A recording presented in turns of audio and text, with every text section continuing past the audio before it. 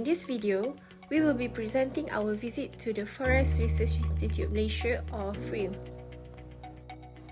In this trip, FRIM gave us a closer look at both terrestrial and aquatic ecosystem through nature tracking, the forest skywalk and the research gallery.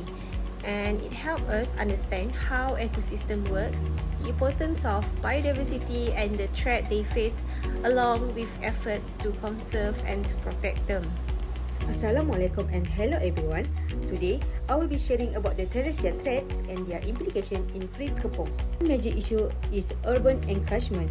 With all the high-rise buildings, roads and new housing popping up nearby, it's breaking up the natural habitat. So, this makes it harder for wildlife to move around freely, which can really affect their behavior and population number. As you can hear, another issue is pollution. There's noise from traffic and construction, and it doesn't just bother us, but it disrupts the forest too. The natural sound of birds and animals get drowned out, and pollution in the air and water can hurt both plants and animals. Now, we know that the FRIM is a great place for people to come relax, walk or learn about nature. But too much recreational activity can also cause problems like compact soil, damaged plants, and unfortunately, if these things not managed properly, they can throw the ecosystem out of balance. Next, let's talk about what could happen if these threats are not properly managed. First, we could see a clear decline in biodiversity. This means fewer species of plants and animals in the forest. And when biodiversity drops, it's a warning sign that the ecosystem is in trouble. Second, the forest itself could start to break down. Without a healthy balance, the ecosystem becomes unstable. And this can affect not just the forest, but everything that depends on it. Third, we lost many of the natural services that the forests provide. The things like clean air, carbon storage and water flow regulation. All of these are part of what we call ecosystem service. They happen quickly in the background, but they are essential for our daily life. And finally, when the damage gets worse, it's put even more pressure on conservation effort. Protecting the forest becomes harder and more costly, and it slows down our progress toward long-term sustainability. Next, I will explain some threats and implications related to aquatic conservation at FRIM. First, we found out that FRIM used to have arapaima fish, which was one of the tourist attractions. However, the fish died during the COVID-19 lockdown, probably due to lack of care. This shows a threat in terms of poor species management. If there is no proper monitoring to support aquatic animals, especially the large ones, they cannot survive. This also implies that long-term conservation needs commitment and resources. Second, there is an artificial lake at FRIM, which is mainly used for recreation. Even though it looks clean, human activities such as littering or feeding fish can harm the water quality. Over time, this could affect any aquatic life inside the lake. Third, we also saw natural streams flowing through the forest. These streams look clean and unpolluted, but they are still exposed to threats like erosion, runoff from nearby paths, or even changes in water flow due to development. If not protected, this stream might lose their natural balance and the small aquatic life inside could be affected. Okay, now I'd like to share about the current conservation efforts at FRIM.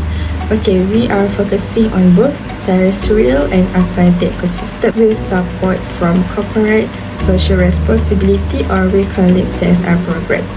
Okay, let's start with terrestrial conservation. FRIM is a key partner in Malaysia's 100 million tree planting. One example is their collaboration with Kuwait, where they planted native trees like Syzygium malaxans and also Hopia odorata to support forest regeneration. Okay, these efforts not only restore biodiversity but also help in climate change.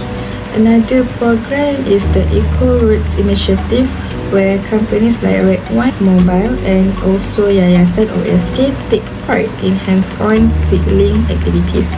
From this program, participants learn to care for young trees in FRIM's nursery before planting them in the forest. Okay, now moving to aquatic ecosystem conservation. FRIM works closely with NGOs like Eco-Nights and also Kowe Malaysia on river cleanup projects. For example, they clean the Kayu Ara River near TTDI, which is they collecting over 250 kilo of trash in a single event. Since 2021, more than 2 tons of waste have been removed from Klang Valley rivers. Alright, through these CSR-driven programs, FRIM helps nature and people. It improves forest growth, protect animals, and also keeps rivers clean. Volunteers also learn useful skills and local communities become more involved in caring for the environment. Alright, so as for my part, I'll be talking about the future conservation of FRIM. FRIM has a clear vision for its forest ecosystem. They continue long-term monitoring through forest mapping and carbon stock measurement, especially in zones called as Hutan Angkai. These areas are adopted for conservation and are supported by partners such as Uniqlo, who help with funding and reforestation work.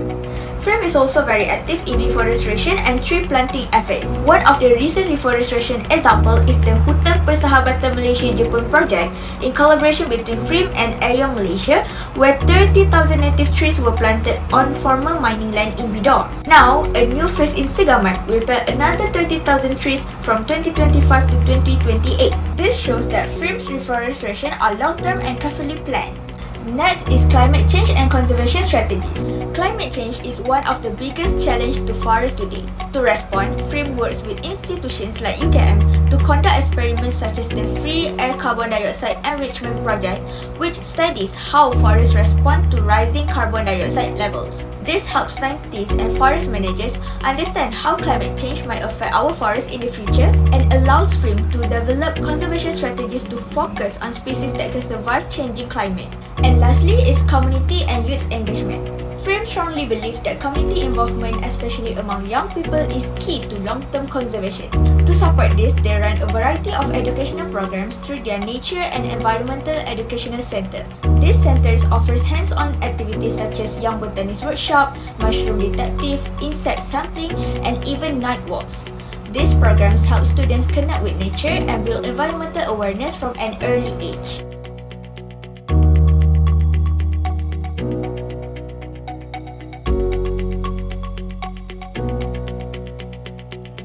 That's all from us. FRIM 2025 field trip. It's a wrap!